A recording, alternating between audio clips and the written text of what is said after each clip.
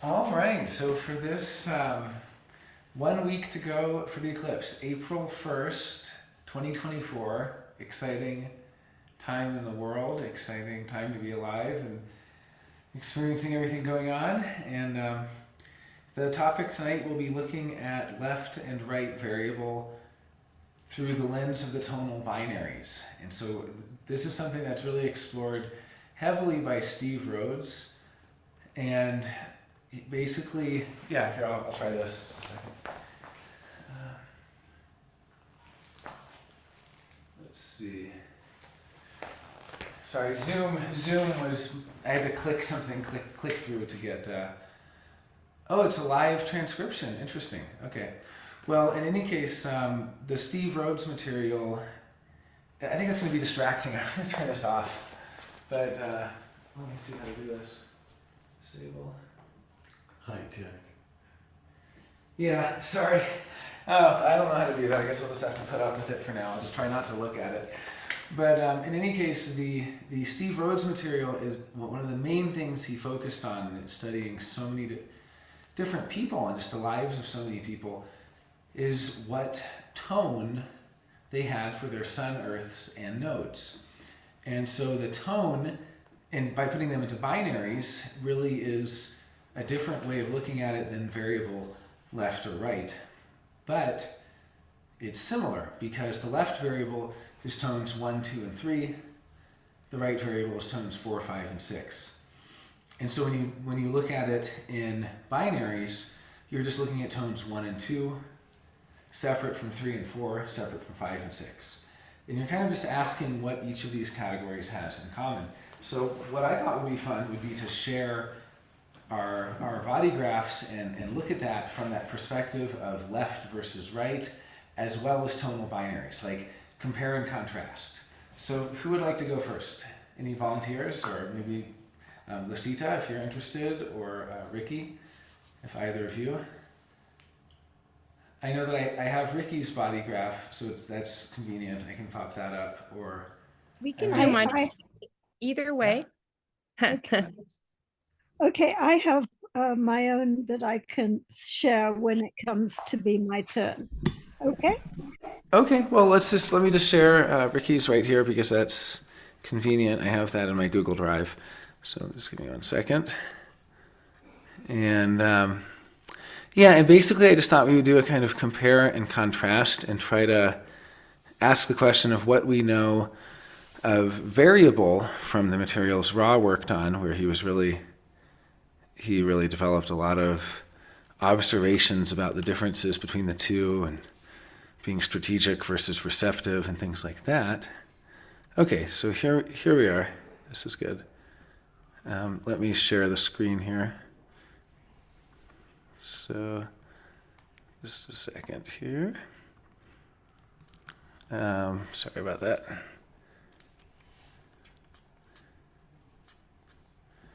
Okay, I'm getting just a moment. Too many windows open. There we go. It was full screen over here. Sorry, Mom. Are you getting a little sleepy there? Okay, here we go. Is Ron the tattoo artist? She does not make tattoos. She is an wait. artist. Oh, Vaughn. Ron, yeah. Oh, Vaughn. Vaughn You were makes. talking about the artist who does tattoos a while back. I mean, at the HDHD last time. I was wondering. He makes art that a lot of people get as tattoos. Okay. Right? I'm not really an artist. I just like to draw and paint. There you go. There you go. And artist, if I said I was an artist, that would imply that I make a living out of it. Yeah, he's saying if you. I can say, you don't have to tell me what I'm saying. I'm saying that calling yourself an artist means you actually make a living doing that. But that's not my life. It calms me down, it relaxes me, and it pleases others. You know, my life is not as an artist. My life is my life. Very profound, very profound. Yeah, so many artists live in their art, but not don't know how to have a life outside of that sometimes. Well, so this So here we are looking at your body graph, Ricky, and I have, I guess, just looking at the tones and the variables. So this is very right variable, and yet the sun Earths are both in the tone 3-4 binary. So that's a really interesting case where, like, if you're only looking at it from the perspective of variable, you're really only going to see the sun Earths, that left and right variable, right? That left variable design and that right variable personality. But if you look at it from the tonal level, you actually see these are both pretty similar. 3 and 4 are right there in the middle, and they have a lot of similarities. Like, for instance, on the personality side, the third tone we call action, and it springs into action. Ra himself had that tone. Well, the fourth tone we call meditation, and it's all about reflection and introspection and turning inward. But both of them require a binary process. The action is resting, and it looks like a very undifferentiated right variable while resting, then springs into what we could call left variable differentiation, which is just a fancy way of saying that all of the intelligence and all of the activity is in the strategic left variable side. So leaping into action is where you see the intelligence shine, right? With the fourth tone that you have, it's opposite. It's that you're out there in the world, taking action in the world, you could say, and then you have to reflect on it and meditate on it. And that's where the real gift of the cognitive intelligence is that introspective, sort of meditative, ruminating, kind of philosophical. It's almost like they say to have good feng shui, you should have it be like this kind of stumbling, flowing qi. You don't want a lot of straight lines and so on. Well, the straight lines are very left variable, very like linear, directed. This right variable process of the fourth tone is ruminating and reflecting and pondering, and sort of, it's a very different underlying fuel for that motivation. So if we had a first color investigator, that would be like a Columbo kind of right variable, like ruminating, chin scratching. Oh, but could it be this? What about that? As opposed to a real shark-like, focused, laser-like sort of smooth operator. But in this case, it's second color, which is the guru. And so what kind of guru? One that gets you to question things and to introspect on things and to reflect and to turn inward. And so this meditation tone, it's still ajna tone. It's still navigating and negotiating the difference between the left and the right. It's like right there on the cusp of saying, like, we're finished, like there's no more juice for the left variable process of continuing activity. Now it's time to stop the activity and actually question, change the question, introspect, reflect. So that's how I personally see the difference in the third and the fourth tone. And it's interesting you have that third tone on the design side, so that even though it is left variable, there will be times on the design side also, even though it's not called action, there's a similar sort of action thing there. It's outer vision. And so on the design side, you can really see that this is the sense that was the mastery of the physical world and the supremacy of the left variable being, that the left variable reached its culmination and its finality in outer vision as the supreme sense. And it was in the turning away from the outer world, and basically even like quantum physics and the discovery of the invisible world and so on. In fact, our Buckminster Fuller has a whole narrative about how the great pirates of the world were eventually defeated by the world becoming invisible. And it's really this narrative of like the outer vision finally reaching its age where it's no longer the way to dominate the material plane, that actually the invisible world of ones and zeros, of global markets, of all these different things that are really ephemeral are actually this new world that we live in, and that change actually happened in maybe the late 1800s, early 1900s, things like that, with the beginning of all the radio waves and television waves and cell phone and all of it. The whole invisible world, the becoming invisible of the world, really it's a narrative of the move from left to right variable. And then also on the nodes, which the traditional interpretation of the nodes, I guess, from Ra would be that this has to do with how you see and how you are in your environment, the design external, how you kind of interface or connect to your environment. So on the personality side, we have the sixth tone, and so that would really be this peripheral, almost, I would say this is seeing with acceptance, seeing with surrender. It's basically the traditional sort of, the way Ra would approach it is that this has to do with how you see. And then on the design side, it's really your environment and how you connect to your environment. Now, what Steve Rhodes has found is that the nodes can also serve to be something that we strive to emulate and strive to be more like, and qualities that we enjoy in others, and we may even encourage in others.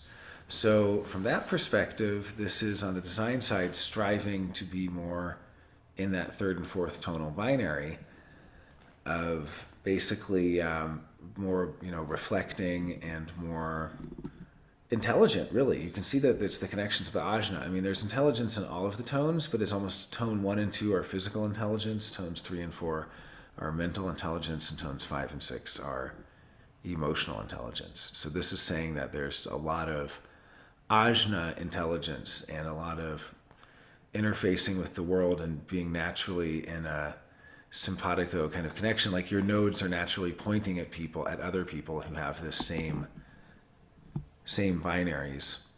And then on the person, right? Yeah. But in that position, for the perspective, the view, it's on the solar plexus side, both sixth color and sixth tone. So it's not so much the fourth. Yeah, I was talking on the design, on the environment. You're absolutely right. On the so there's 3 ajna binaries, and then the only thing we'd see that's not an ajna binary is the solar plexus binary. So the 3 ajna binaries really. Hey, just a second here. There's going to have to be a little moment, a little interruption here. Okay. All right, so yeah, but you're absolutely right, which is that personality, which is an interesting question. Is this being drawn, I mean, on the one hand, the traditional perspective would be that this is just design, that you're designed to see peripherally without focusing, so kind of in a way, almost like a lackadaisical way of like letting the emergent properties occur rather than sort of staying focused and vigilantly keeping that like awareness in a kind of pattern matching way of left variable. We have a new guest here. If you're going to join, we have to adjust the camera. So just a moment here. So we have a new guest, Sonia Brislin. Let me just adjust the camera a little bit. Yeah, no, it's okay. I'll just put it back here, I guess, or this should work. Can you see everybody? Yeah. There we go. Okay, it'll be just a second here. Yeah, but so it's an interesting question. So then from Steve Rhodes' perspective, it would be yeah. Can I interrupt and ask a question? Please, yeah. See, when you say Rob was talking about the nodes are what you see, the personality nodes, right? Yeah, and kind of the way you see, the way you're designed to, yeah. Is it better, like, I mean, a word like perceive, is that what he was getting after, do you think? Well, he does talk a lot about seeing, and it is a mystical seeing in the same way that, like, in a psychedelic experience, you might notice that you can see your peripheral. Please don't whisper during this. You guys are already interrupting a lot. So, and then you can already see with your peripheral vision so much more, like you might notice that the actual seeing of what you're witnessing or observing in your actual visual field. Now, of course, there are people that are visually impaired. They won't be able to see anything. So what are their nodes? I mean, right? How is that working? And there's a lot of questions really about how much of it is related to anything in the visual field versus just what you're noticing about any information coming in whatsoever.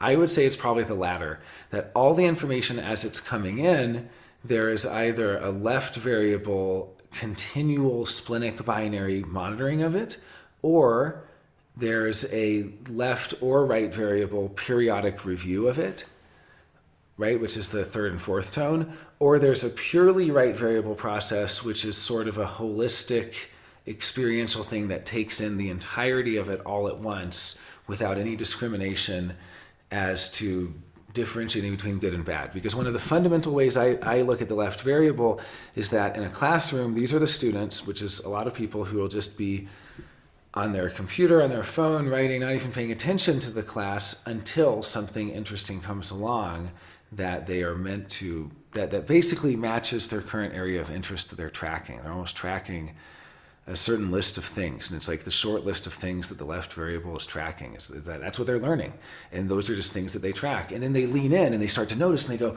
"Oh, I know what you're talking about," and they start to connect it to all the things they already know. And I mean, not to say the right variable doesn't do this, because I live with a quad right who's always connecting to an existing knowledge base. It's more that the left variable, the way Ra described it is that you can really tell when they recognize something because they immediately react through becoming more engaged or the pattern match clicking.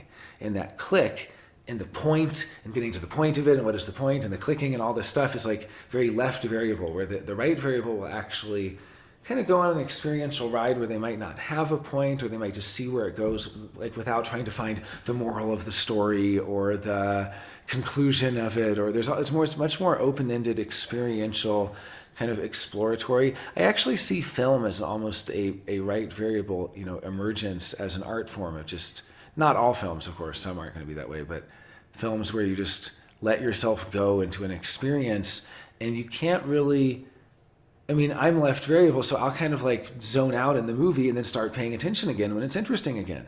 But for the right variable, what Rob was saying is he would lecture to them and he had no idea if they were paying attention or not, because they had the exact same stillness and the exact same blank expression and the exact same kind of lack of click. The click isn't happening. There's no click to happen.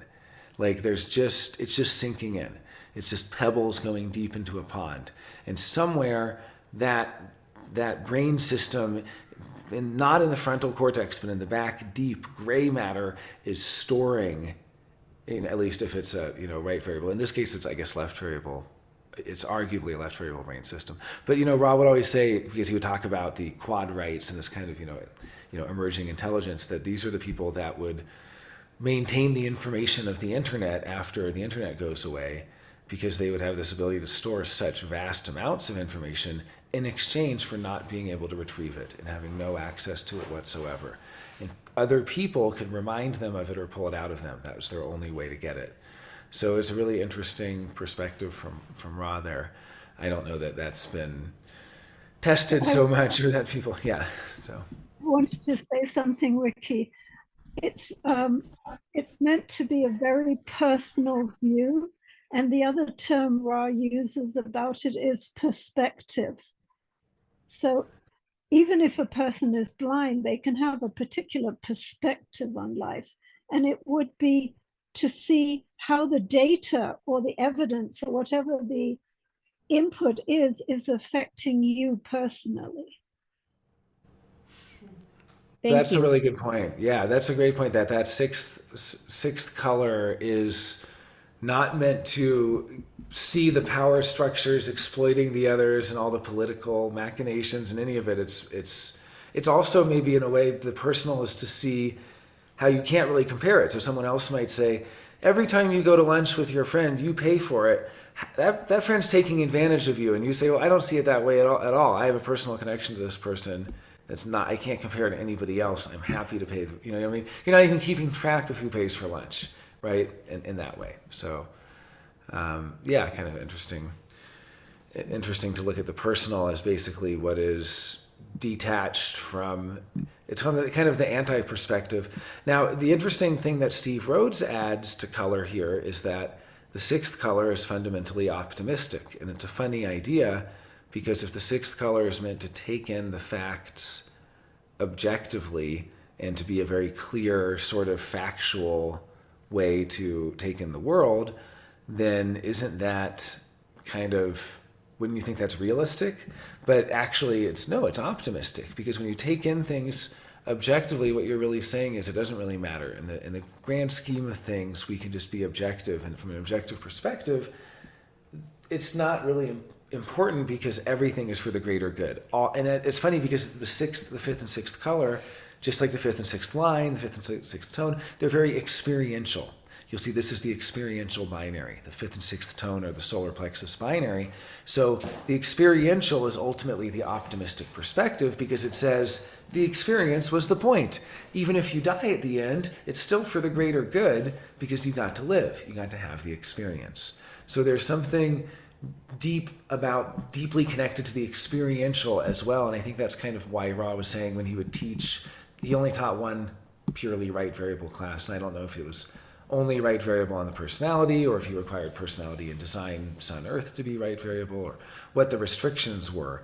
But he taught a class to the right variables, people out there, and he said that it was like teaching to the ocean. He had no idea what they understood or not, right? It was completely blank and kind of implacable.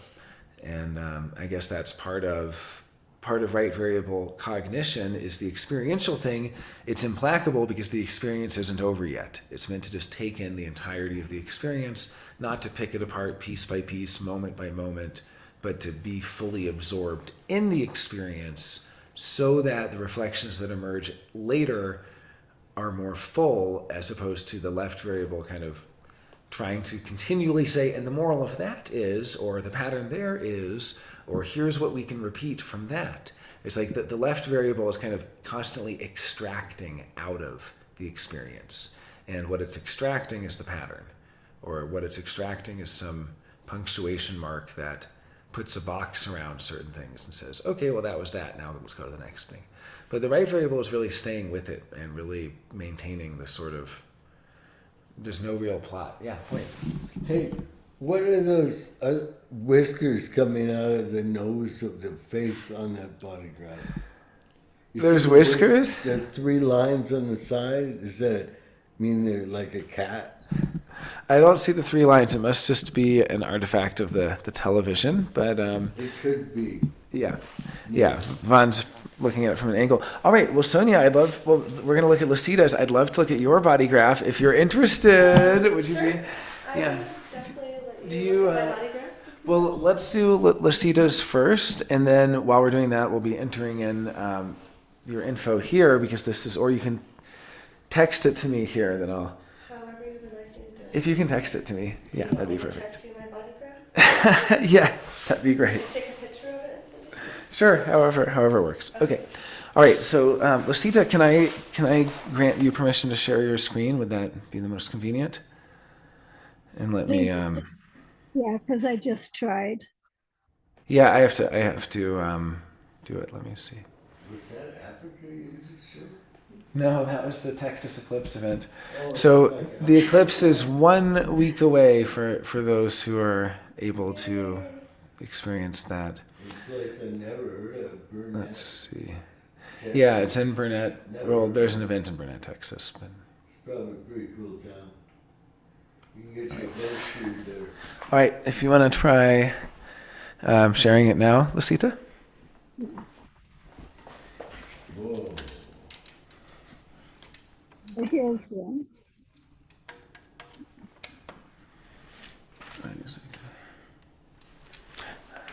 All right. Okay, let me move something out of the way. Perfect. So, So all my tonal positions are 3s and 4s. So yeah. it's all Ajna focus. Well, and this would be, so, I mean, I would say it's too early for me in my understanding of the original research of Steve Rhodes to say conclusively what he's discovered in the tonal binaries, but I'm satisfied that there is something to it. So I do think if we become familiar enough with recognizing the characteristics of the tonal binaries, that's a wonderful tool for birth time rectification that can reinforce your birth time, particularly for the sun earths.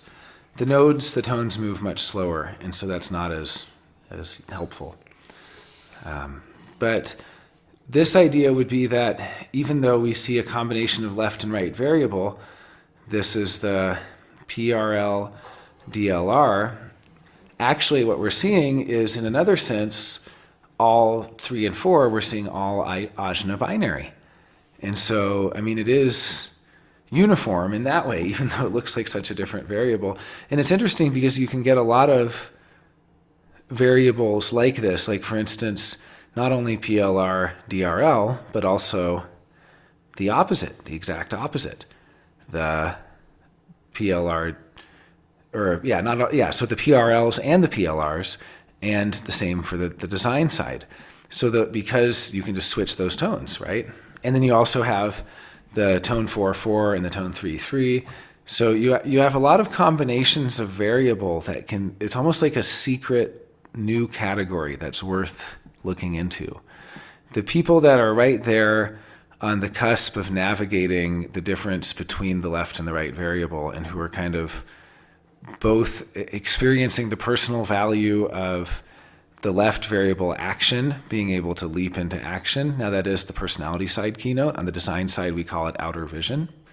So you really would have the benefit of that outer vision on the design side being the intelligence, the natural intelligence. And funny enough, that outer vision is a mental intelligence. So it's not, we hear this and we immediately think of the physical, of the sense of the eye. But again, it could be somebody who's visually impaired. Their outer vision, it's harder to imagine that because usually it is something as just as simple as looking at it. But really we can see it as the equivalent of the action tone on the personality side, but now here over on the design. That is just a brain system that actually can leap into action and can solve hard problems, complex problems very quickly, and not just a brain system, but even connecting to the body. This is the design crystal, which sort of orchestrates all of the design crystals. And so the way I think of it is that tone is, as we know, the frequency inside the crystal. Well, it's not just the frequency inside the prime design crystal that's in the ajna center. It's also the frequency inside every cell in your body, because we know every single cell has a crystal. So it really is like this design side is really your whole body almost has these. Every cell has a crystal that has a sort of hologram of the totality in it, kind of like a Princess Leia, hologram or something. And that's why I kind of imagine when somebody is really having that tonal frequency move so cleanly through them, that the intelligence is expressed through the entire body and through every movement of the body. It's not just expressed one way or another. But it's interesting that it's like, what it's saying here is that really tones 3 and 4 are the fully, because they're the ajna binary, it's the most intelligent in the mental plane. What Steve Rhodes found is that these quad respect people, as he would call them, because he calls the ajna tones respect, that these quad respect people are often actors. And so it's interesting to see acting as a way of using your body and your mind, speaking and acting and moving in a way that expresses intelligence. And so the intelligence, it's like they're doing it intelligently. Like in some ways, bad acting is just unintelligent acting. It's more intelligent to do it a different way that might translate better or right? So effective communication, whether on the design or the personality side, is one of the main concerns of the third and fourth tone. And I guess we can see how the third tone was really the ultimate domination of the material plane by the left variable, which was really mind over matter, the domination of the ajna, finally, its supremacy over the splenic binary, tones 1 and 2. And that was sort of you can almost say historically, like the time of Napoleon, and then post-Napoleon and in the 1800s and beyond, we've entered this sort of right variable era where it's been moving from the ajna. And I should say that Napoleon is the ultimate culmination of thousands of years of the rise of supremacy of the ajna, which really probably began 10,000 years before, and that all the major breakthroughs of different, from the Egyptian pharaohs to all the different cultures, were sort of the battle of the ajna versus the spleen, which is to say the battle of written language really came into the development of written language. Good point. Yeah. So there is this whole historical movement from spleen to ajna, and then we know that the right variable only emerged since 1781. So this has been an extremely recent thing to have this right variable consciousness, and that ajna binary is right there to negotiate it, to still kind of say we're going to be right variable, we're basically going to stop the constant activity of the left variable, and we're going to stop trying to find the point and stop searching and stop looking for the pattern and all that stuff, and we're just going to reflect and ruminate and meditate and turn inward. That's that first step. We're stopping action. It's like even that's a binary, from action to meditation. That tells the story, right? That tells the story of we're going to stop the activity in the outer world, and then we're going to turn towards the new emergence of right variable consciousness, which can only occur experientially. And that is the fifth and sixth tone.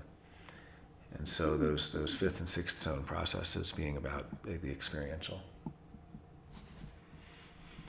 And what it means to have emotional intelligence, I guess, which it's funny. So for Steve Rhodes, the fifth and sixth tone are hedonistic. So I guess it's saying that to be emotionally intelligent is to understand the value of hedonism.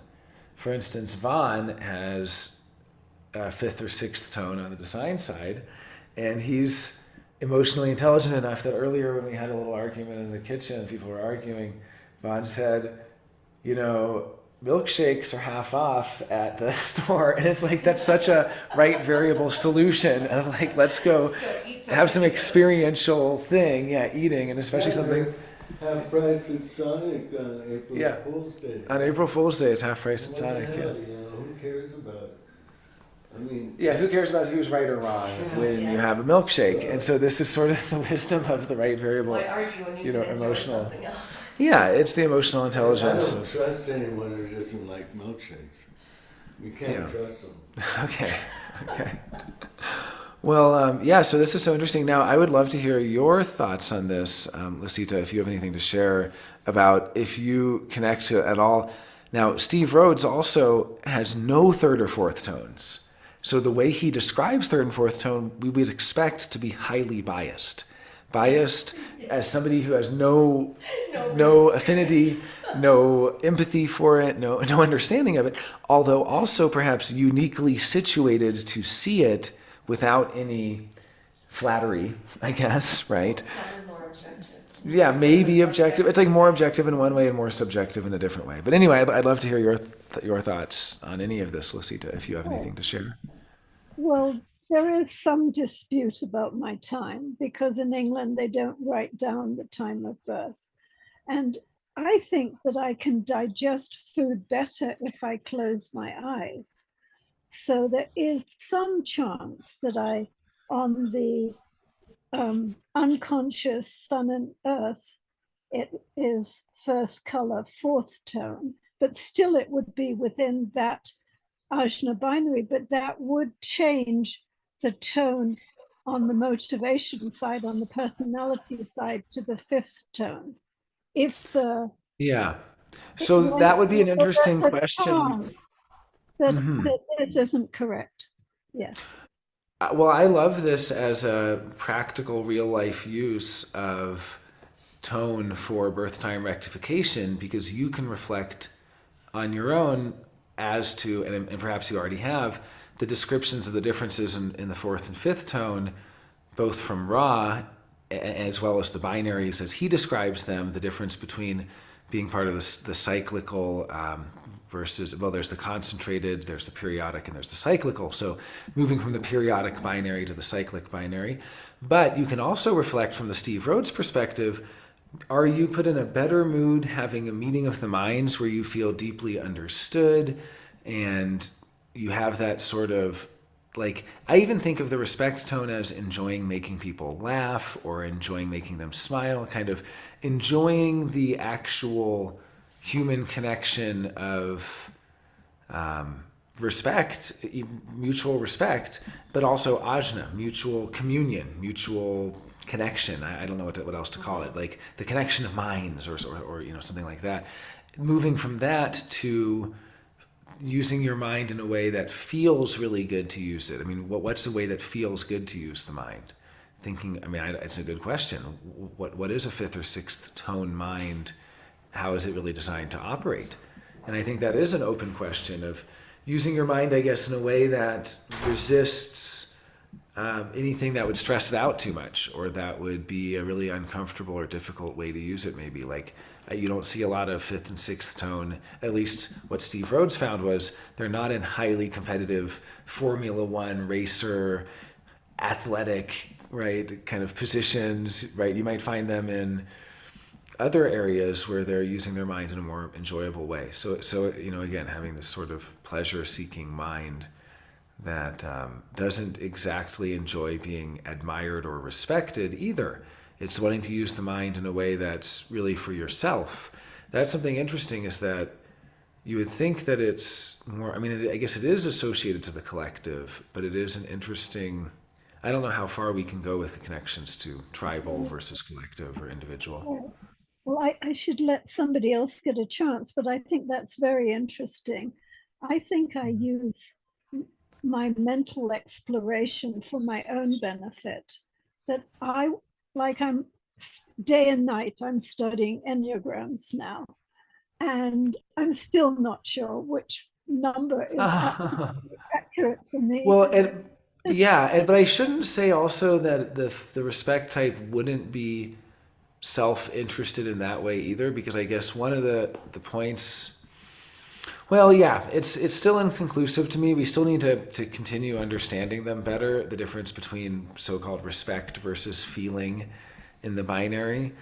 But I could see that being fascinated by systems and understanding themselves, even if it is self-absorbed. I mean, the interesting point from Ra is that lines 1 and 2 are tribal, 3 and 4 are individual, and 5 and 6 are collective.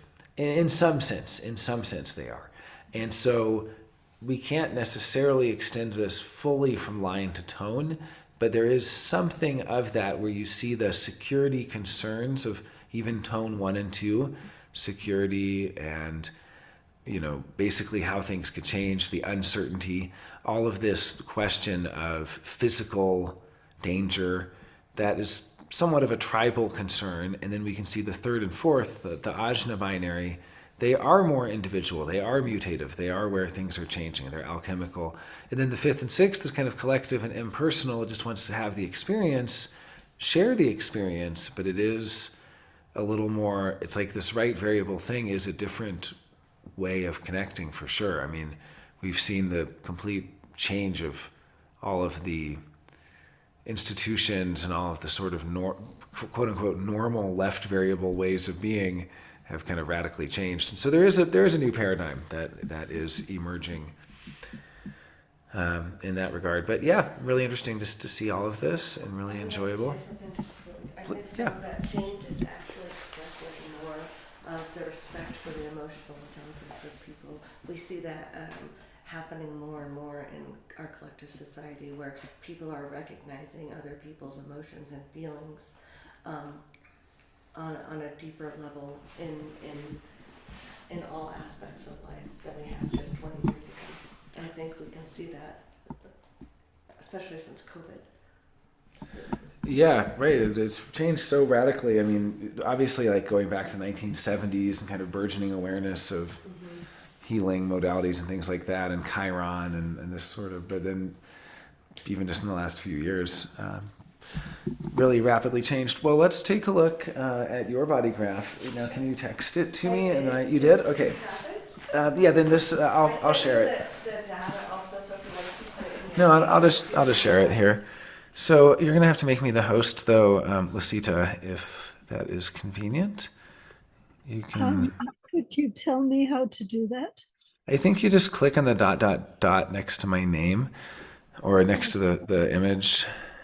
You had to make me the host so that I could share. Yeah, I mean, maybe I didn't have to. That's just the way that I knew that was quick and easy.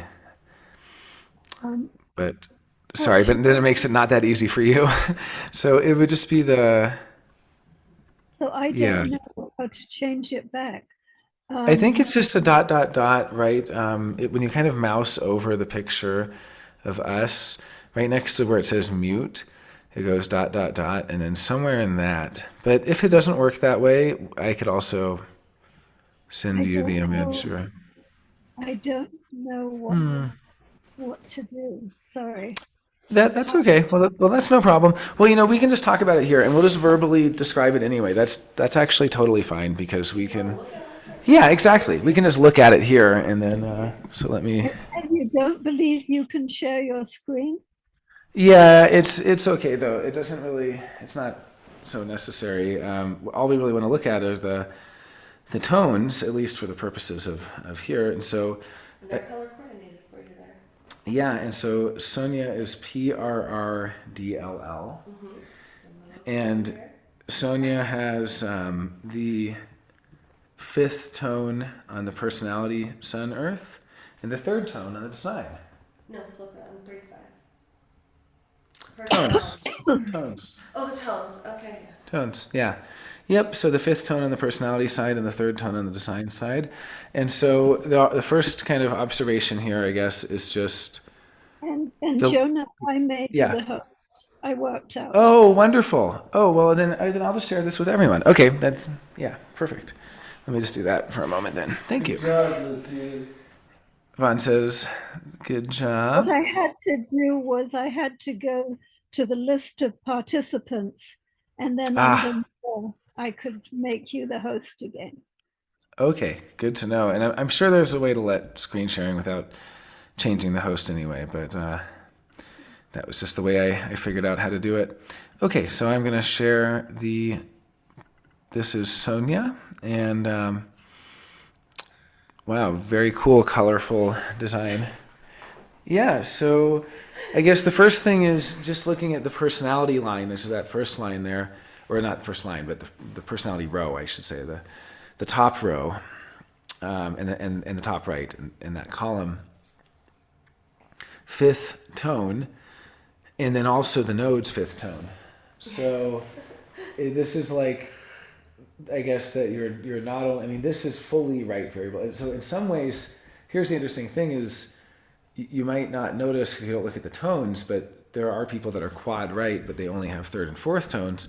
They might be much more similar to you, Lucita, than someone who actually has the feeling tones. That actually may be a more significant difference. It's going to be interesting to see in our studies and just as we know people and as we look at different body graphs, really tracking that fifth tone. And then because the view, that perspective also is fifth tone, that is seeing in a way that ultimately will result in judgments emerging, but it's not seeing in a way that's like a critical security guard step by step. It's more seeing experientially and holistically and idiosyncratically. That's something that Ross says a lot about the right variable, is that it's not storing information in a way of rote memorization or repetition, or it's not storing it to be easily retrieved with an optimized way of kind of being able to fetch it because it's saved the pattern. It's not doing any of that. It's saving the essence, and the essence is different from the pattern. The essence is something that has to be, you have to have the full experience first, and then you reflect back on the experience and you kind of get the essence out of that reflection. Yes.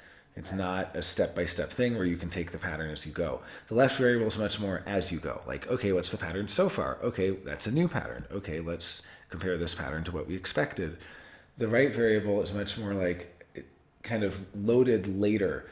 Like it has a disadvantage earlier. The disadvantage is it has to have had all the experience. So it's the slow cognition that emerges after everything has happened, not the immediate, instantaneous, splenic binary, or the ajna, which sort of leaps into action or reflects.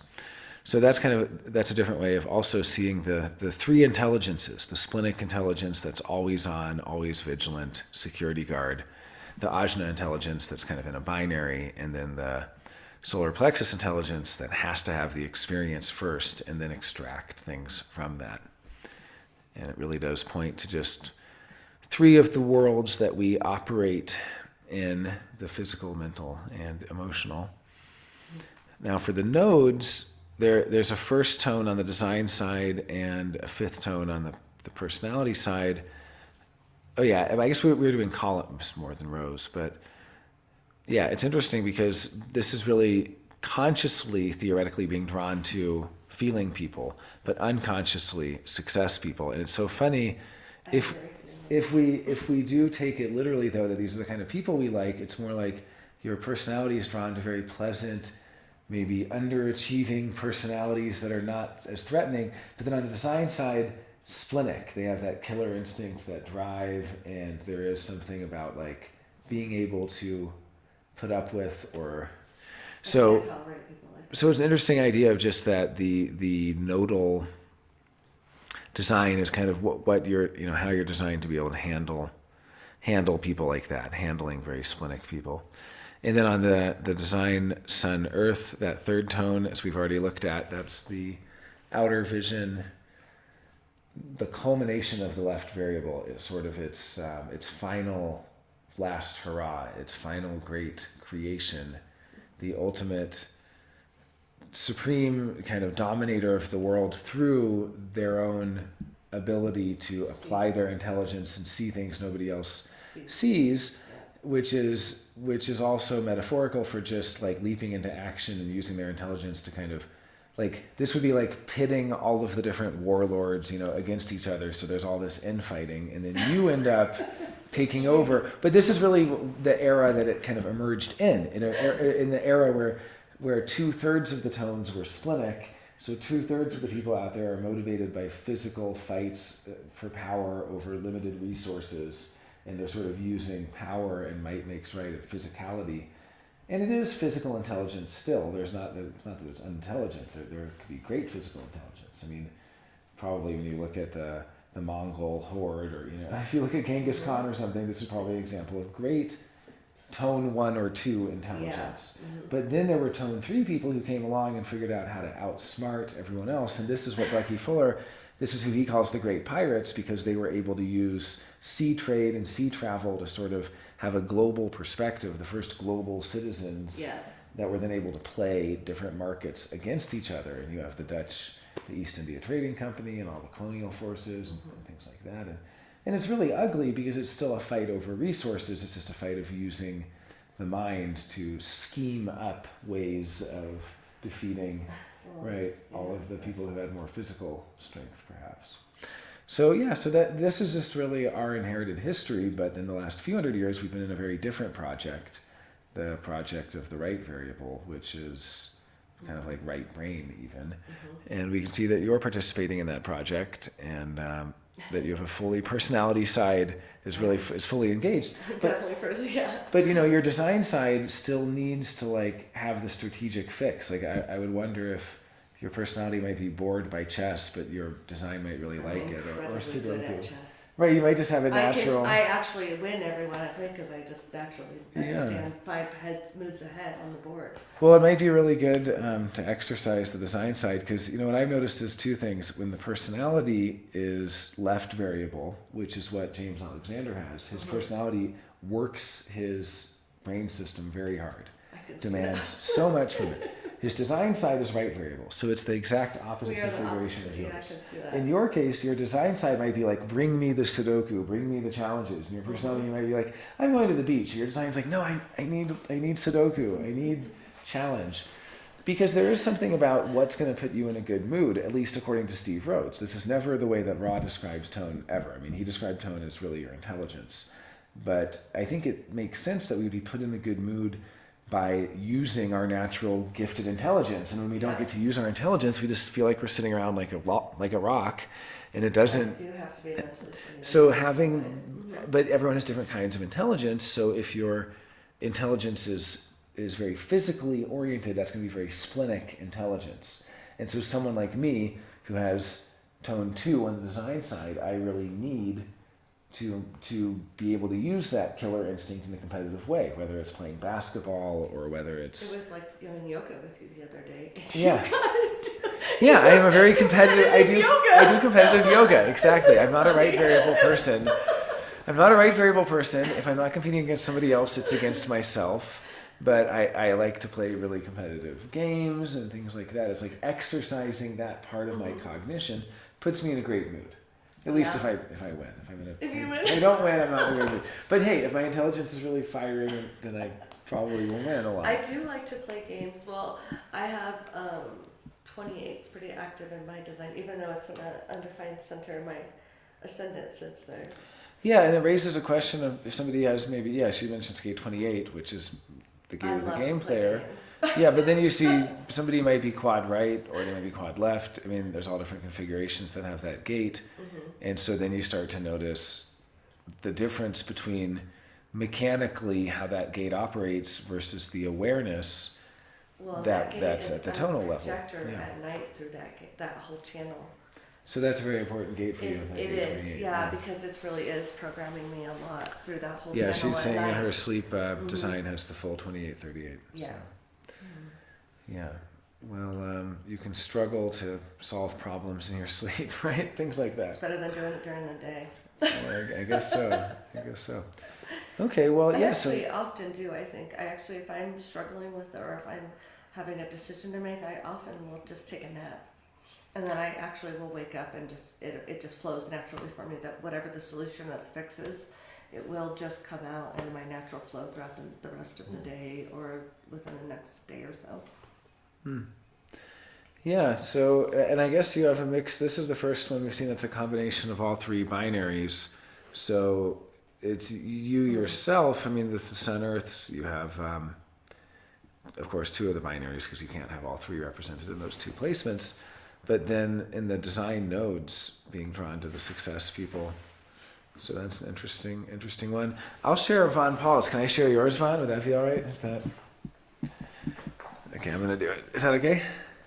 It's public knowledge. It's public knowledge, Von says. Okay, interesting. I didn't know it was public, but let me see. So okay, 1 second here. I'll just find it. Yeah, you can go to the library and look it up on the computers. Oh, he's saying, yeah, you can look up people's birth information on you know computers. what I'm saying, John? Yeah, they Why can do hear you. you just keep telling them? Well, what because to if you want to talk, I need to move the mic a little bit closer to really. Oh. It's like off. I'm terribly misquoted. I mean, it's a pretty good microphone. It's probably been picking it up both ways, but okay.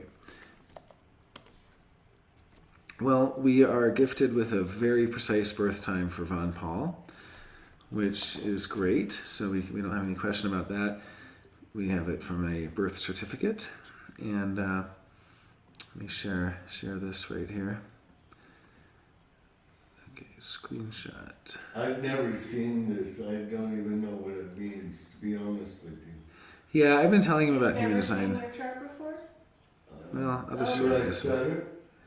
Okay, No, but I just wanted hey, guys, to can make you sure can you keep the talking? If you want to comment, I'll bring the microphone over there. It just keeps it a little bit less I'll just chaotic. whisper some- Okay, so let me. This is not the easiest body graph to read, but this is the one that I happen to have it already added on. And what the percentages here are just showing when it would change. So the interesting thing is that Von, actually, we do have a big question. Well, I'm going to assume because it's 5% into tone 1 that with our exact birth time of 5:22 a.m. that he is in fact tone 1 here. And also from knowing him, we've kind of cross-checked this. So I think this is actually accurate. But it is kind of a question because, you know, that's the very, very beginning of color 5. So for Von's case, he has a personality that is very success-driven. My joke with Von is that he likes to get away with things. Like you like to kind of get one over. It's like using your mind in a way to lead to your own personal success or the success of others. Jeez, who wouldn't? My God. Why would I demean myself or like, you know what I mean? Sure. Why would you work harder than you need to, or something like that? But the funny thing, harder than I need to. I always do that. I always try to give more than I should. well, what I've noticed with Von is that even if he gets something for free, it's less fun for him than if he can kind of pull one over on someone. So, like if I give you mezcal, and then, I mean, it's a bit of a joke too, but I'd give mezcal and I'd turn around and then Von would say, oh, I spilled it. And I would pour him more mezcal.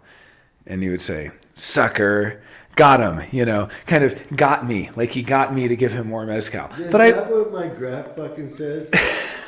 That is kind of what it says. It says that Okay, you're good. using your mind to be successful, to gain material advantage, and to find leverage in situations that you can use. Like Mr. Burns.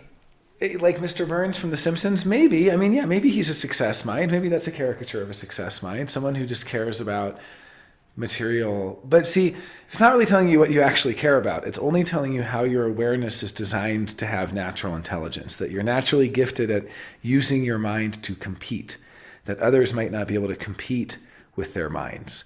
Like you could actually maybe even go on a game show or something like that and have this competitive. This is a game show. This is a game show? Yeah, Okay, you wonderful. talk like a game show host. Okay, well, we do have the microphone Very here. sedate, game show host. It's all right. This is kind of a game. I guess so. I mean, the game of life. Yeah. So the design side, though, what this is saying is that you're unconscious and theoretically maybe things you use your body for, like just really the more physical side of you is actually feeling oriented and would actually only be put in a good mood when you physically feel good. That if you physically don't feel bad, no matter how much positive mental attitude you have or anything else, it's not going to put you in a good mood. So to be in a good mood, you'd be having to use your mind to gain some sort of success.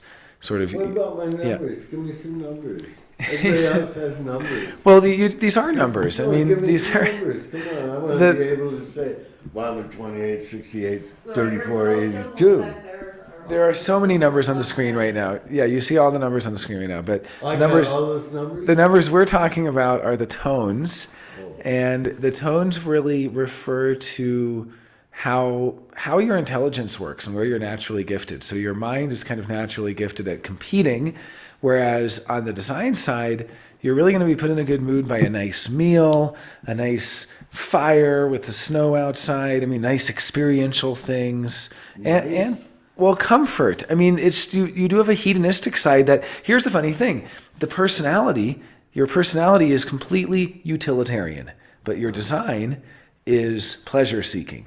So this is what you have to reconcile, because you have a fundamental difference between the personality and the design. It's like you're conscious and you're unconscious. Your conscious mind is saying, I'm happy to be utilitarian. Your unconscious is saying, I'm happy to have really good food and to have comfortable things and to have a nice, enjoyable time. I really want to enjoy myself. But your mind is saying, your personality is saying, I don't need to enjoy myself. I'm utilitarian. I have a goal. I don't need to feel good. So all I would say is, just from what this shows me, it's important that both of those are taken care of. Can I have at least, two numbers?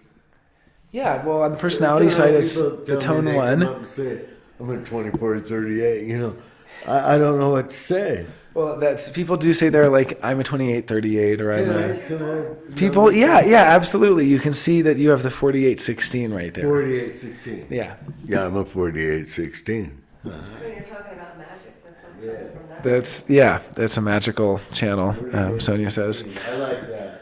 Great, so Vaughn's happy. Well, the only other things that we have to say here, I guess, are just on the nodes. The nodes are really the people you're drawn to theoretically. And so the funny thing is, being drawn to tone 4, that would be you yourself might not care what anybody else thinks, but you might really like people who actually do have a bit of a, well, you may tolerate those people. I may. Is there anything Okay. in human design that says you will? Well, yes, but at this level of analysis, it's really conjectural, because we're at such a level of detail where we're talking about how people's intelligence works, and even possibly what puts them in a good mood, which is such an interesting question. So, you have a comment? Yeah. We're talking about I will, you will, those things. You're talking more forecasting stuff. not- Yeah, he's asked. Yeah, right, exactly. Sure, yeah. So, okay, well, let's see if anyone else would like to take a look at their body graphs. Marissa, are you interested in looking at yours? Or I also have my mom, Dreama, here, who's quad left. And that might be. What's up with that? Come on. Well, let's look at Remus really quick, and then if Marissa, if you want to, I will. So much knowledge. I will share. Well, just a second here. Okay, yours, perfect. Do I have yours, or could you text it to me if that's convenient? I know that I've had it before. I should just have it on file by this point. But let me, if you have my phone number, you can text it to me, or let's see, 4816. I'll just put my phone number in the chat. To tell what that. What do you? Yeah, I think you do already. You don't even know? No. Give me some good ones. They're, okay guys. Oh yeah, we're not allowed to speak. No, I'm not saying you're not allowed to speak. You can talk all you want. I'm just, This was, here, I'm going to show Dreamer's body graph for a minute just so people can, I'm just trying to keep it going. Okay, so let me share Dreamer's for a moment, and then we can look at Marissa's.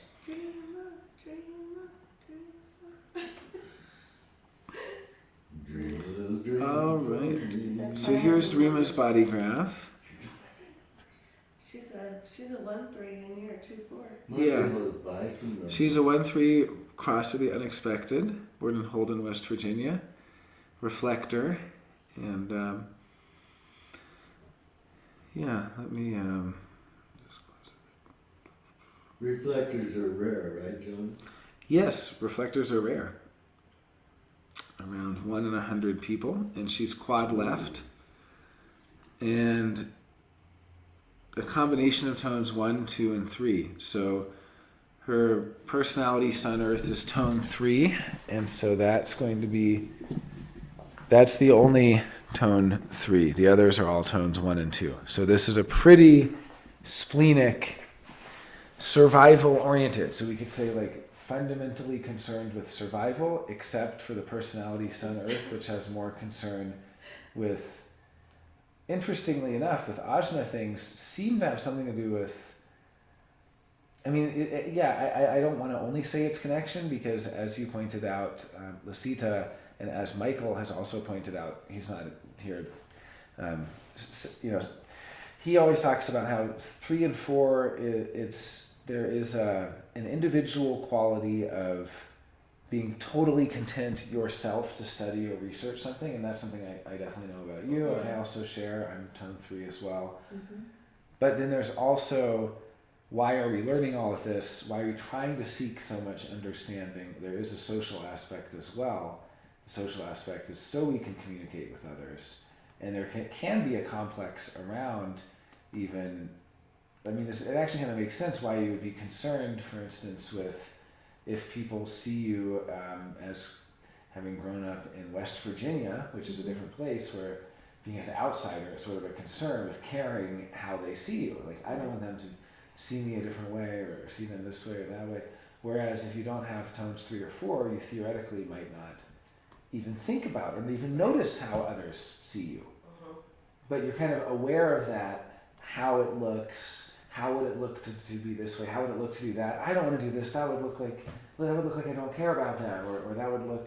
Yeah. So there is a social aspect to it. Kind of like the Ajna Center, where we're seeking understanding, but there's also the fear of being humiliated, which is a social fear, or the fear of being ostracized, or the fear of being not gaining the respect of others, basically being lowered in their eyes. So that's the personality, which is in many ways going to be the most, that's the personality Sun Earth. And then the other placements all being in the splenic binary. Survival oriented, yeah, I guess. That makes sense, doesn't it? Well, and also drawn to people who know how to survive. Conversations we've had. And also drawn to people who know how to survive, and maybe having a difficult time with more hedonistic pleasure-seeking people, like, where do they get off enjoying their life when the rest of us have such survival concerns and survival needs? I think that I feel a lot of that projection from other people. Why do you get to enjoy life so much? But it's because of all the 5 stuff that I have going. Yeah, well, because I am very hedonistic. Like, if I'm, and not only that, but I'm a pure generator too. So for me, I really am just living my life to enjoy it. Yeah, you're looking for your satisfaction in life. Exactly And what I'm doing. it's funny, I never made the connection with sort of the envy some people can have of the 5th line And the fact that what they usually project is that the fifth line is having all these experiences Yes. that they're hoarding and they're not giving back enough to others and things like that. Right. So it's I funny- get it. Yes, I get it. Yeah. Mhm. But it goes back to the experiential too. So funny enough, then you have no right variable placements, and like everyone who's quad left, that means there's no fifth or sixth tone by definition, no fourth, fifth, or sixth tone, So because only those are. 1, 2, 3. But the fact that you have no, so you can have only 2 of the 3 binaries and be quad left. Okay. So you can, and you are, right? You have splenic binary and you have ajna binary. Now the solar plexus, though, that's the really experiential one that's really motivated by feeling good. And so what's funny is what this basically saying is you're not designed to be put in a good mood when you feel good. You might have the most amazing feeling of eating the most delicious food and going on a hot air balloon ride and having a foot rub, and it's not going to put you in a good mood. No amount of feeling good. Now, of course, this is the research of Steve Rhodes, not of Ra. Ra doesn't really talk about it in those terms. Ra was really studying something different. He was looking at it in terms of cognition, intelligence, natural gifts, things like that. But, or what he would call the cognitive architecture or cognitive underpinning of awareness. So he was looking at it from the perspective of awareness, either the body's awareness or the personality awareness. But that awareness level can also translate, and I think as Steve Rhodes discovered, to what puts you in a good mood, because that naturally incentivizes you to use that awareness. It's like nature isn't going to make you a class A, killer instinct, success-driven person who's really good at competing. Like, because that's the team you're kind of coming in on. Like, well, not even the team. You're not even coming in on the team of competitors. You're coming in on the team of your fractal. And to help your fractal, the fractal needs somebody in every role. We need our sharks. We need our quad left, hyper-competitive people on our team. So you're on the team with all of your friends and your fractal family, your soul family. And part of what you're there to do is to not be motivated in any way, shape, or form by what feels good. Not to be motivated by enjoying, not to be motivated by having a good meal. Yeah, you're like, I don't feel good. Doesn't matter, you're still in a good mood. You know? I have a question. I think I'm gonna maybe speak on a little bit for you. I hope that's Yeah, it's okay. I think perhaps what would the sense of security. So the long term, the foundational type of security, where knowing those ones need that. I think it can give, like especially those tones, the third tone, some sense of, not I don't know, satisfaction is the right word, but contentment that the long term security is there. Does that make sense? Yeah, they need. Well, some people are really designed to be put in a good mood by being secure. Yes. And others Yes. can just be kind of wildly insecure and still in a really good mood. And you're like, why are you in a good mood? Because I had a great sandwich. And you're like, Yes, how did I that get sandwich put you in a good mood? Well, I could die tomorrow, or the experience could. I mean, when you really are experiential, you realize that is all you actually get. You don't really get to take anything with you. So all the security in the world A good example isn't is me gonna- selling everything I own and just living out of my car recently And because that's- I've had the experience. that's the very right variable way Yeah. of living. So yeah, but I think it's just, this is an interesting, like the Steve Rhodes addition or kind of cross section with Ra is kind of nice, because we're like, okay, these are your awareness gifts. That's Ra. The splenic binary is going to be attuned to security and survival. Yeah. But then we look at it from the Rhodes perspective. These are what he calls mood setters. And what it's saying is, it's kind of like if you imagine a team. Like say you're getting ready to incarnate and there's a whole team you're going to incarnate on, which is like a whole cluster of 50 people or 100 people or who knows what. And you all have something to do. Well, you're going to have people that are the most far right variable to the far left variable to everything in between, people who are pure feeling and people who are pure success.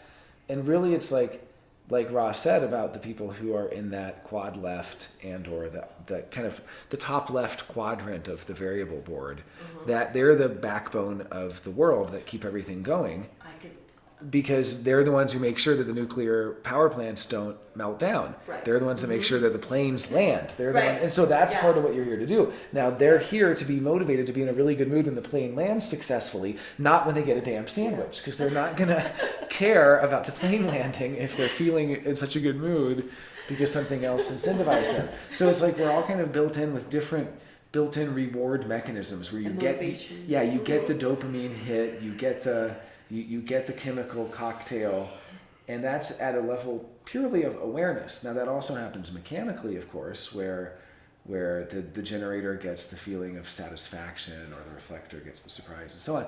But this is just the level of awareness that we're really designed for our awareness to function in a certain way and to have certain responsibilities. And so part of the reason you can worry so much and still be in a good mood, is because you have the tonal architecture to support that. A right variable person who was in that worrying situation would be put in a really bad mood by the worrying, but for you, it's comforting because then you can check that it's actually still sound and solid or something, right? It's kind of a way of continually raising the alert that there could be an insecurity, that there could be uncertainty, that there could be a flaw in the foundation. And it's also, which helps being a first line.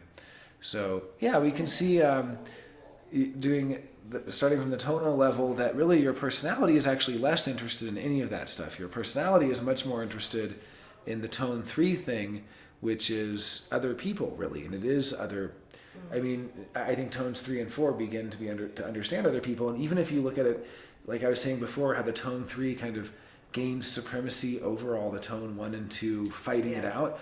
Well, that's because the tone 3 is aware of all the other people. We see what's They're happening. aware of all of that. Part of the outer vision is being aware of what others think of you, how others Yes. see you. Are they embarrassed about you? Are they proud to be your friend? Do they really like what you're doing? Do they not like it? All of those things. I mean, it's really just it's still not fully in this transpersonal 5th, 6th tone level, I guess you could say, the experiential, but it is nevertheless capable of using the mind to compare self and other, and that's what the mind is all about, is comparison.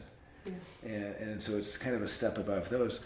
Now the color 5 there is also kind of in that experiential binary. In human design, we don't usually talk about the binaries at the level of color. They're really reserved for tone, but we could say that is part of the 5th and 6th color pair.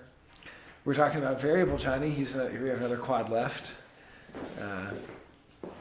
with similar. Yeah, we can wave. And there's Johnny. Johnny Cruz. Yep, another quad left. So yeah, I mean, the only I guess I don't have much comments to say here other than that 5th color being also somewhat social. Like you are kind of the messenger of your friend group, and so even though the first line isn't notoriously known for being social per se, it is tribal, and that 5th color is kind of the messenger, the town crier of their group. And what are they the town crier about? 3rd tone things, what's going on in the world of how people see each other and all of that. But then everything else from the nodes, like the people you're drawn to the design Sun Earth, are tones 1 and 2, so very survival oriented. So maybe that you're meant to see, right, in a way that's vigilant, not to let up vigilance in the way that you notice things. You kind of stay I vigilant. can, I'm gonna hand this to you. You can definitely see that, yeah. Definitely. Well, let's look at Marissa's, and so we're gonna do Marissa, and then if you want to, Johnny, if you have a minute, you can look at your body. Sure. Okay, let's look at Marissa's here. So. Cheese. Let's get cheese. Okay.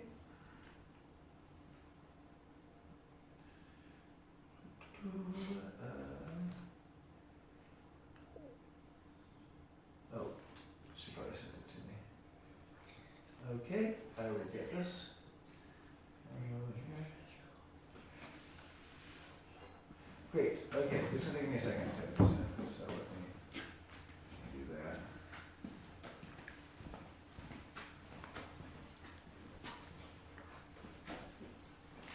You guys can just talk or hang out for a minute. Let's see if I can type this in.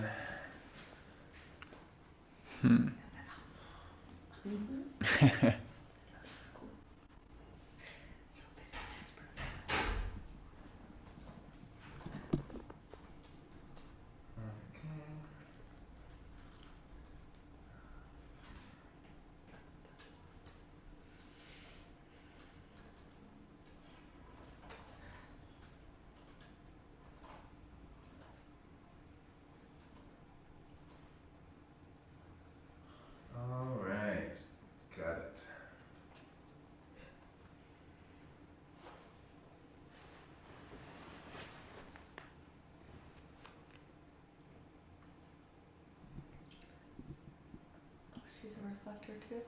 Yep. Wow. Another reflector. So let's see what we have here, and yeah, let's see tones. Yeah, I really need to get the variable to show. It's not showing here, but it's PLLDRR. So it's not showing the arrows yet. I need to get that added.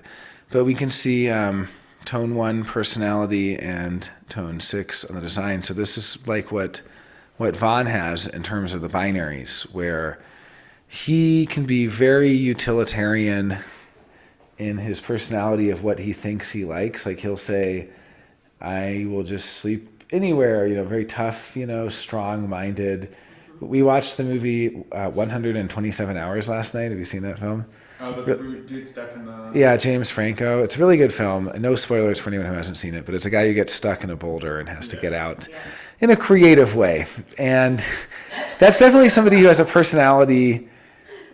I mean, that guy probably has like 3420. Yeah, it'd be cool to look at his design. He's got to have some splenic personality. He's an extremely survival. I mean, he's got to be a survival-oriented person. He's got to have like survival stuff. But basically, that personality. The same thing with Vaughn, where he might not realize how important it is for him to actually do the good feeling things on the body side, because that hedonistic design side can be ignored, and so Vaughn won't necessarily treat himself to that many nice things. He does sometimes, but. I was just saying. So we're now looking at a body graph. Do you have any comments, Vaughn? I'm trying to. I leave room and start talking smack. I'm not talking bad about you. I'm just saying, comparing your body graph configuration to Marissa, she has the same success tones on the personality side and the feeling tones on the design side. So I was saying that you might have a very utilitarian personality that can put up with a lot, but that actually it's probably beneficial for you to be a little more hedonistic. Give yourself a nice bed, nice clothes, nice things, quote unquote, high quality of life. When do I do that? He's saying, when do I do that? He's off screen here. Well, you don't need to do it more. We don't want to tell you need to. You don't need to do anything. But theoretically, that there would be something that would put you in a good mood. But it actually is true. I know that you do have your creature comforts, like good coffee, good shopping. I really enjoy shopping. And you do. And I don't care what it costs. That's what I really enjoy. No, that's a perfect example, and it's extremely true. Vaughn will spend, he does not look at a price tag. He will get the most luxury, amazing things to have these. Yeah. Yeah, I love it. And I'd love to hear your comments, Marissa, if you have any. Yeah, no, I would agree. Same, all around. Yeah, like it is actually really good to just splurge and give your design its pleasure, because it will be put in a good mood by having good food or something. Like if you're actually not feeling good. Now again, this is Steve Rhodes' test, and it needs to be tested. Well, we got to get him out here. We got to invite him to come to Santa Fe, do a talk. He's in London. He's not famous, but he's in London, and he developed his own theories. I'm not talking about him all day. I just want to give him credit because. No, really, you talk about Steve Rhodes a lot. Who the hell is he anyway? He's developed his own system he calls Bantu. His own system, which is based on human design. But I'm just trying to kind of reincorporate some of his observations. Bantu is a tribe in Central America. Okay, well, he's just observed interesting things in the biographies of people. I would love that. That would be great. Yeah, let's get him on Signpost. Let's give him a Nice guy. I imagine so. You just imagine so? So you're studying Enneagram, Lasita. This is an Enneagram 8. If you want to see the Enneagram 8, Vaughn is Enneagram 8. It's the challenger. Times in the last hour, he Because says, he's quoting him or talking about his work, and so he's giving him the. I'm just trying to kind of give him credit also because I don't want to give the misinterpretation that human design has a lot to say about this, or that's my observations. does It's he really, get residuals? he does not get residual payment for me mentioning him Just free on marketing this. for him right It's now. just, yeah, it's free marketing for him. free marketing. He can. 3 cheers for Steve Rhodes. 3 cheers for Steve. Okay, wonderful. Well, and then I guess, looking at the nodes, I guess maybe trying to not trying to really change your success tones, because what I'll say is somebody who has respect and success kind of dichotomy. You have it here between the nodes and the sun earth. I have it between my sun earths. But what I would just say about that dichotomy is that you're drawn to people who care what other people think, but you might not necessarily care. So everyone might be mad at Martin Shkreli for like raising the price of, that's kind of a bad example because he's kind of an extreme example, but I mean, it wouldn't be just that, but somebody who's successful, that's okay. It's okay for them to be successful. It doesn't mean that they're going to destroy other people's lives or something like that, but it's okay to be happy and to have those, if that puts you in a good mood. It's okay to be competitive even. And just realizing that that's part of you. For me, the big difference was between my personality and design side. My personality is in the respect binary, so caring what others think. My design side is in the success binary, so it does not care what other people think. So that's a very big difference, right? So it could be just trying to succeed in some competitive way, even succeed for the favor of somebody in a way that offends and hurts others' feelings or something like that even. So there's all sorts of ways it can play out, but just I can see that. Just I seeing- played out with yoga the other day between you and Yeah. Rachel. Well, I'm a very competitive person, yeah. So, I mean, and that's anyone who has those success tones. I like to get it out playing games like Sekiro, which is like a very competitive game, or I like doing competitive things. We have game night where we'll play cards. I don't know that game, but there's a lot of games. So the point is, there's things that will kind of give you that exercise.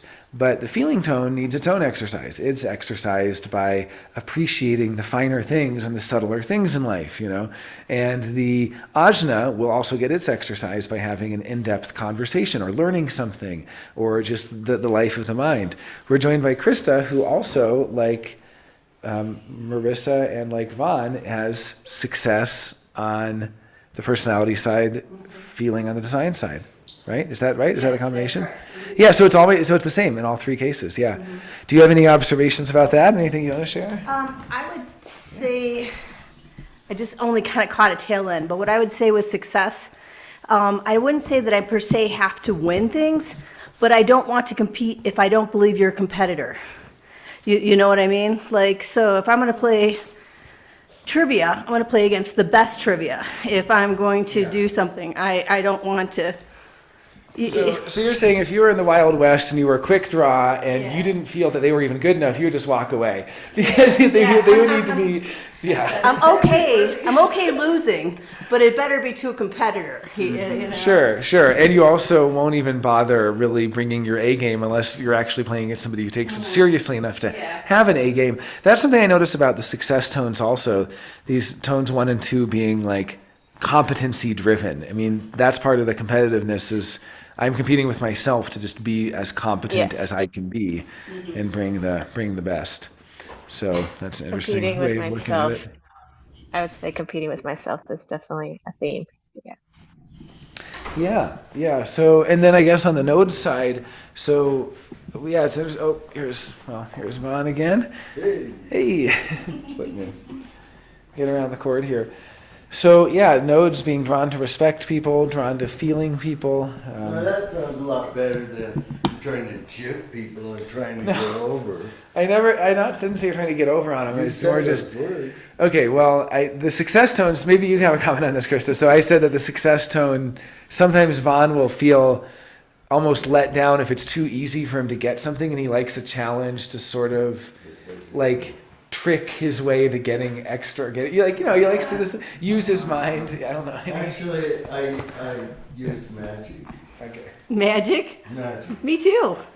I believe in the power of positive intention and prayer and action.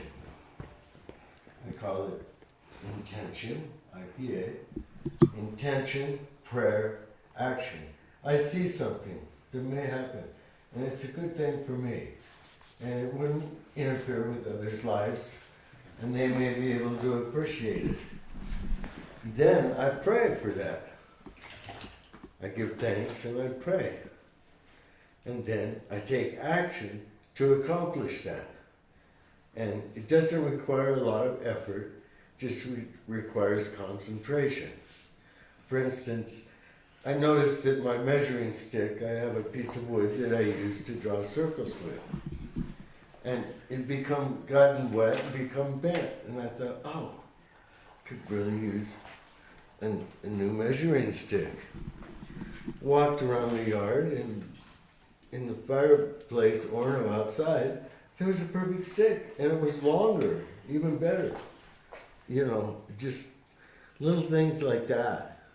I've been trying to get a pencil sharpener for 2 months, but that's really hard. It's going to take more prayer and possibly a trip to the store. You know? Well, it's interesting because Vaughn does get it. He does track things very well. Like he tracks patterns of noticing a lot of things. I can see how Vaughn's success tone is like what he's calling intention and prayer, and even called concentration. There is a way of remaining focused on the things that he's tracking, in that there is this sort of not letting go of it in a way that the left variable kind of like sinks its teeth into something and tracks that thing and then just keeps going with that. And the right variable is much more receptive. Well, the right variable is just much more receptive to what comes to it, so it's going to be so much. I'm just trying to stay alive until I die. Survival, very survival oriented. You can see this is very left variable. The tones of the left. See, I could die tomorrow, so I'm going to enjoy today. I'm also really trying to stay awake during all this. I noticed you were dozing off over there before you. Well, I was meditating. I wasn't Okay, saying, just resting those eyes. Okay. Jonah, when it comes to success, okay, we're talking about personality success, but what does success look like on the design side? Looks like this. Well, your success in the design side, you tell me. Well, You have it. yeah. But it's I feel like design is something I'm less conscious of, right? So that's something I just... Well, it's, for instance, your white shoelaces. They go with the diamond pendant in your ear. Mm-hmm. Now that's design. No one else, I've never seen anyone wearing those kind of shoes with giant white shoelaces. It's actually a real flair. And it really is. It really stands out. Oh, thanks, So Vaughn. it's good design. Something unique. There's no uniqueness in human design, though. It's all Well, prescribed. that's what human design is all about, differentiation and uniqueness. Wow. That's exactly the foundation of it, is the opposite of what you just Yeah, said. but we don't have the ability to be unique. Some of us do have the ability. Okay, well, okay. I'm going to agree to disagree. Okay, well, yeah, I can find your body graph, Johnny. But he has success. He's quad left. Quad left, and I'm success on my design side, respect on my personality side. So in both my nodes and my Sun Earth. So you like other people that are similar to you. Yes, correct. Whereas I'm similar to Johnny, but I don't like other people that are like us. I'm like, Yeah. I've had enough of this. I Yeah. like the feeling people, my nodes, and success. So. Mm-hmm. And so, do we talk much about respect? Yeah, I mean, this is kind of a group that already knows all of these, so what we're kind of doing is a cross-section between variable and that. So you being quad left and Dreama being quad left, and what's the difference between those? Oh. I mean, just kind of bringing what we know about variable. Like, variable is pattern focused. Like, do you find variable, is there anything in variable that you've noticed that's true for you? Like, you study better when you can kind of, what I noticed as left variable is I tune out and I don't have to, my attention is a limited resource, and then I don't want to pay attention to everything, and then I notice that something matches the pattern and I start to pay attention, but I'm not paying attention until it matches the pattern.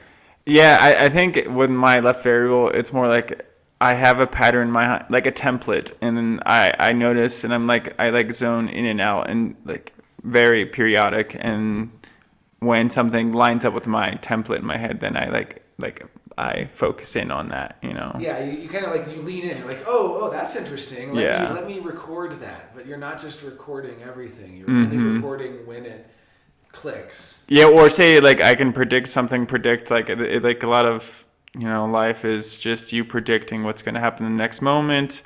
You're just using these patterns over and over, and then when there's a break from the pattern, you're like, oh wow, that's like an aha moment. Like, oh, that's interesting. That's not how I predicted. Why wasn't the way I predicted it should have been? And therefore, it's a learning moment, and therefore I'm going to give it more attention. So next time I can then predict that same moment again. And also noticing that something doesn't fit the pattern. Like there's a point for jazz musicians that if you're playing music at the restaurant, nobody notices until you hit the wrong beat or until you sing a wrong note. Yeah, exactly. And that's the left variable, which is pattern matching for that, whereas the right variable can be so absorbed or engrossed. Now, right variable people can get checked out too. It's not that they don't check out. I think the way I understand it is more just that it sinks into the right variable and they don't really have direct access to it. So they don't necessarily know what they've retained, and that can be very uncomfortable. We, as predominantly left variable, you're quad left, and Prima's quad left, and just anytime you have more of the left supporting, it's like the comfort of knowing that you have it memorized, rehearsed. You know your lines. You know exactly what happens. You know exactly A, B, C, D, all the way to Z, and nothing is left unknown or mystery or any of it. Now, of course, that's never really true because all of our designs have unconscious parts and have openness where we have unexpected things come in. And I'd like to just say, when you were talking about how the left is really doing pattern recognition like that, I have kind of a unique perspective with the personality being receptive. I tend to be very receptive to lots of things, and I never feel like I need to memorize things though. Like I have a sense that it's always going to come to me when I need it. And so like test wise and things like that, I'm continually in school because I love the changingness of school, that kind of the new learning of the new things all the time. And so, but I tend to just intuitively understand sometimes the answers rather than having memorized them. I can see how they would, but I strategically need to focus sometimes on like my patterns of how I'm studying and things like that. So I do retain that information, but I don't ever feel like I have to memorize things. And I could see how the difference would be between the left and the right would kind of do that a little differently. Yeah, I mean, it's not like Johnny or I sit around practicing things so much. No, but just a conversation. You pick out names and just speak from your. I can tell from talking to you. I do practice. Like a good example would be like learning a language. I can pick up a language incredibly quickly through osmosis, which you might say that sounds like right variable. No, it's not. It's that the left variable. See, there's a real misunderstanding. Everything before 1781 was left variable. The right variable didn't exist at all. Yeah. At all. So when people talk about the flow state being right variable, no, there was flow state for thousands of years that's talked about for thousands of years. All the most advanced martial arts in the world were left variable, quad left. All of the most advanced developed art forms in the entire history of the world are quad left. So the right variable is a new intelligence, but it's not someone who can dance really flowy or beautifully or something like that. That's been around for thousands of years. It's more like it's the ability to absorb something in such a deep way that it's still retained even though you yourself don't necessarily know that it's retained. You can kind of know that it's in there somewhere, and then being able, through the right keys, through the right people that can get it, because not just going to be anybody, that there's this magic that happens. And so that's kind of the interesting question. It's like an intelligence that's locked away. I almost think of people who have learning disabilities and problems. And again, you can have learning disabilities of any variable, quad left, quad right, any of them. But things like that where it doesn't seem there's no obvious intelligence at all. There's nothing obvious. And then somehow they unlock that intelligence and it's like, oh my God, like there was a guy who could draw the exact number of windows in a building by memory, and it's like this Rain Man kind of thing where he's like read every single cover of every single book and memorized Yeah. instantaneously everything without having to rehearse it. Yeah. The left variable is rehearsing it, is practicing it, it's playing the song over and over again. It's running the scene over and over again. He saw it once. Yeah, see, that's what I feel like. I don't have to practice all the time. You just see it once, and you're like, oh, I saw it. I don't need to see it again. That's right. Yeah, but the thing is, sometimes those gifts can come out, and other times it's like, I mean, in his case, he's amazing at the windows and amazing at things like that, but he might not necessarily know some other interest. It's like these gifts. There's these interesting little niches of right variable gifts.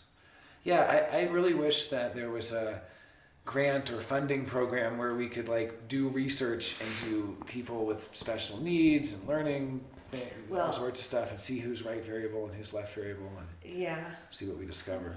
That would be interesting. Yeah, well, anyone else have any comments on variable? Anything at all? Anything they'd like to share? Anything interested in? It's all very interesting to me. Yeah. Oh. All right, well, we have a bunch of doggies here. Lisita says that she can lend you an electric pencil sharpener, Todd. Would an electric one work? He's pretty picky. I don't know. Well, electrical would imply that I have access to electricity. I want a pencil sharpener that I can use if I'm drawing on the sidewalk somewhere, you know, I have one camping in my in the car. wetlands, just a regular pencil sharpener like that. About that size. But electrical one, I like the old-fashioned one that turns and I can control it. Yeah, I'm not really into electrical stuff, but thank you, Lucy. Well, that was very, very kind and excellent. Well, this has been great seeing everyone. I think we'll wrap up unless anyone has anything else they want to chat about. But I like this new bot that does all the captioning for you. That is pretty neat. Pretty. yeah, The what? it's as we talk in real time. It transcribes. It transcribes, so it's writing everything down that you speak. It, exactly. It. I'm curious. Tells me a lot. Speak a little bit about the new mutation of the emotional intelligence system. So we talked a little bit about it changing from this. Can you talk a little bit about how the ESP center is changing and evolving? Yeah, I mean, the solar plexus is really changing from a motor to an awareness center, and I think if you look at the past, the left variable past, it's pretty clear that the seven-centered being had something like an emotional center. We don't know. It may have been merged with one of the other centers or something, but it was still very emotionally motivated, and so there's so many classic stories of being motivated by, well, all the great, Shakespearean tropes, the great tragedies. And that's really been the hope and pain of the emotional wave.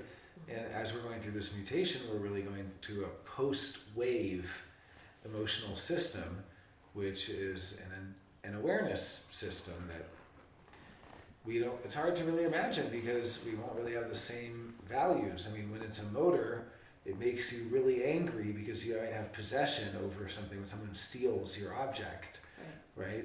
But the possession of ownership as an emotional reaction to somebody taking something, that might not be there anymore.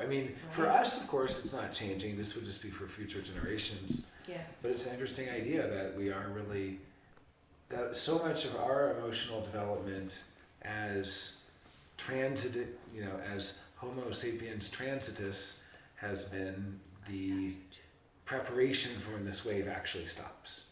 And also just getting a handle on it, like such a key to not have reactivity all the time, like handling our own reactivity and learning not to have reactivity, or basically controlling ourselves. That's such a emotional lesson. When people don't have emotional control, this is the lesson of so many people who are in prison. They didn't have emotional control and they committed a murder or something like that, So it's basically hugely important for us right now that we learn collectively how to experience emotions in a non-reactive way. Without becoming violent? Yeah, without acting. Yes. Yeah, because action can be a lot of violence, yeah. Thank you for that. Yeah. That's my thoughts there. Cool. We got 3 doggos in attendance. That's great. Well, thanks everyone. Thanks Rosita, Ricky, Marissa. Thank you, Krista. Johnny, hanging out some. Thank you, Sonia, who's just in town for this week. Yes, thank you for welcoming me. Of course. And thank you, Dreama, my mom. And thank you, Von Paul. Check out Von Paul Artist on Instagram for his work. Nice to see you. And we have the doggos, Chase, Sunny, and Kailani. Good dogs here. So wonderful. Okay, well, have a really wonderful evening, everyone. That was a lot Good of fun. night. Thank you. Good night. Thank you. All covered for now.